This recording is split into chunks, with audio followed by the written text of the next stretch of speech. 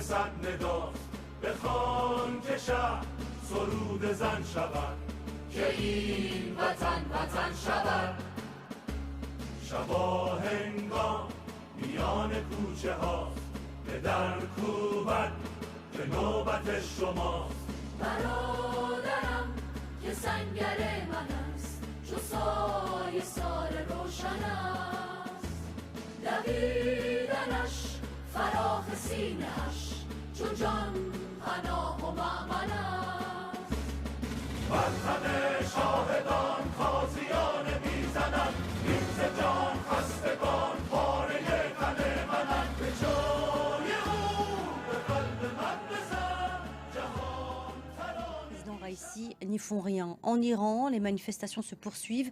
Une semaine après la mort de Mahsa Amini, cette jeune femme arrêtée par la police des mœurs pour avoir mal porté son voile. 31 personnes ont été tuées selon les ONG. Et nouveau cap dans la répression, l'armée se dit prête à affronter ce qu'elle qualifie d'ennemis. On en parle avec notre invité Feredoun Kavand. Bonjour, vous êtes universitaire et journaliste. Alors la mort de cette jeune femme n'est pas anecdotique, elle révèle l'importance de la police des mœurs en Iran. Ce soulèvement peut-il faire vaciller une institution qui est indéboulonnable, il faut le dire, depuis 40 ans maintenant?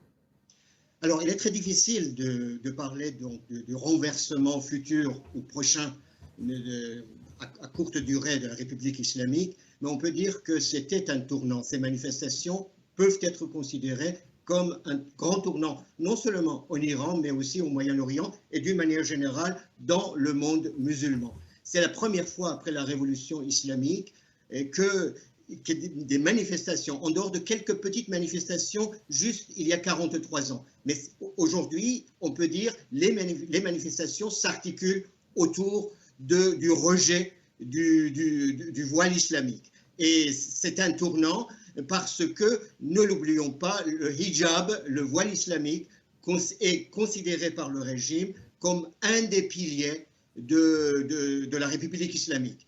Il y a en fait deux piliers principaux pour ce régime, le voile islamique et la lutte contre l'Occident, ou plutôt plus exactement l'anti-américanisme. Hier,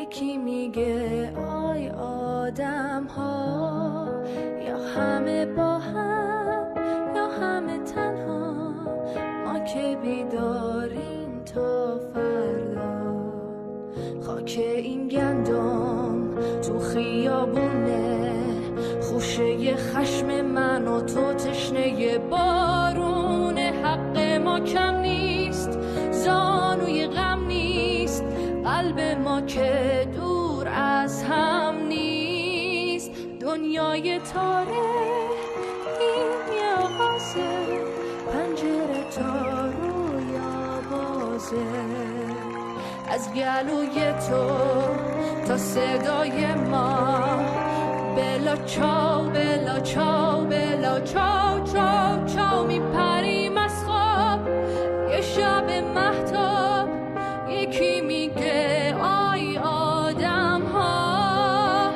یا همه با هم یا همه تنها ما که بیداریم تا فردا.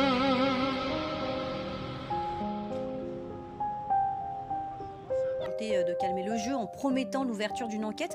Comment vous l'interprétez? Est-ce que c'est une volonté de faire passer peut-être cette affaire pour une simple bavure policière? Écoutez, le régime islamique se trouve dans une situation extrêmement compliquée.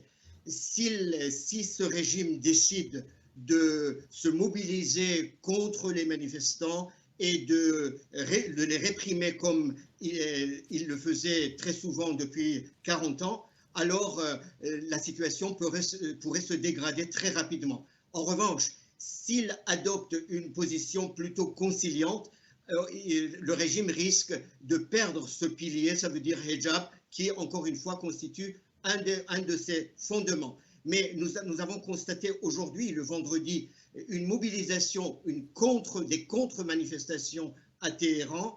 Et donc, on a constaté que, comme d'habitude, le régime a essayé de mobiliser des milliers ou des dizaines de milliers, comme ils le disent, dans les rues de Téhéran et des grandes villes. C'est le vendredi, c'est la prière de vendredi, et par conséquent, les partisans du régime ont quitté les mosquées, sont allés dans les rues pour disons, manifester contre ceux qui avaient manifesté auparavant contre le hijab islamique. Ah, qu'est-ce que c'est? Sorour, on parle de ces mèches de cheveux coupées. Il y a aussi des voiles qui sont brûlés en public, ce qui est extrêmement courageux, puisque le voile est obligatoire en Iran. Le voile, c'est vraiment devenu le symbole et presque la condition de la liberté de la femme en Iran. Oui, c'est-à-dire qu'au fait, le voile est devenu le symbole de l'oppression contre la femme. Et donc, le fait de le jeter au feu, pour moi, c'est le symbole le plus important, le plus fort de ce mouvement. Ces jeunes filles dansent et chantent autour du feu et ils jettent leur voile. Alors vous savez que l'Iran, avant l'arrivée de l'islam, était zoroastrien. Une des fêtes les plus populaires en Iran, c'est la fête du feu. Le dernier mercredi de chaque année iranienne, donc on allume des bûchers partout dans les villes et c'est très très festif, c'est très joyeux.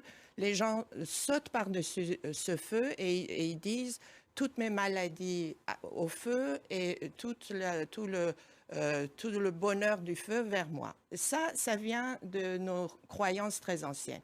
Le fait qu'aujourd'hui, ces jeunes filles, d'abord, elles récupèrent, donc elles ôtent le voile, elles le jettent au feu pour un petit peu, comme pour exorciser tout le mal que ce voile leur avait fait. Et aussi, elles dansent autour du feu et elles chantent sous les applaudissements des garçons. C'est une sorte de fête populaire. Et ça, c'est très important parce que ce régime ne leur a jamais donné le droit ni de chanter. La voix de la femme exciterait l'homme musulman, donc interdit. Les chanteuses iraniennes ont été réduites au silence. Et aussi, la danse, pour eux, c'est absolument hyper interdit. Ou est-ce que ça montre peut-être une réelle fracture en Iran? Il y en a qui veulent une évolution des mœurs et d'autres qui restent peut-être attachés à des fondements qui sont là depuis 40 ans. Est-ce que ça peut montrer aussi une fracture du pays? On peut parler effectivement d'une base de la République islamique, d'une base assez solide, mais amoindrie quand même après 43 ans de règne de cette théocratie. Mais d'une manière générale, la mobilisation de la population pour le régime islamique, c'était une habitude. Le régime a créé des structures, des bassidis, ça veut dire des mobilisés, pour organiser des contre-manifestations. Cette fois-ci, cela s'avère un peu plus compliqué, et pour une raison très simple, parce que la situation économique du pays s'est dégradée. Durant les 10 dernières années, la population iranienne, d'après les chiffres officiels, a perdu le tiers de son pouvoir d'achat, et d'autre part, la corruption fait rage, et par conséquent, même au sein des populations favorables au régime, il y a quand même des inquiétudes et même des mécontentements qui pourraient un peu affaiblir la force d'intervention de la théocratie islamique. Merci beaucoup Feredoun Kavan d'avoir pris le temps de répondre à nos questions pour comprendre.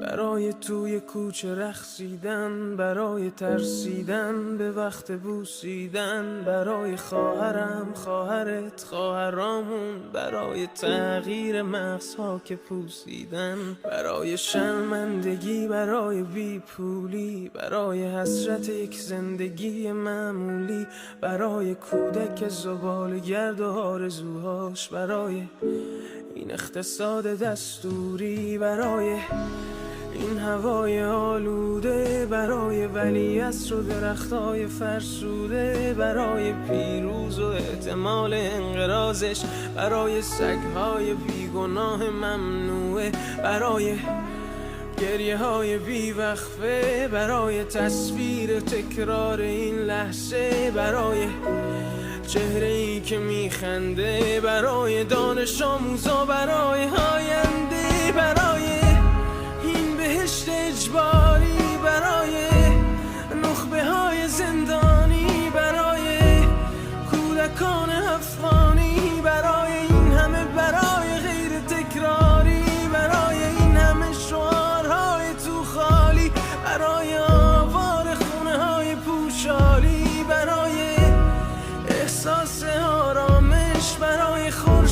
پس از شبای طولانی، برای قرصای حساب و بیخوابی، برای مرد میهن آبادی، برای دختری که آرزو داشت پسر بود، برای زن زندگی آزادی.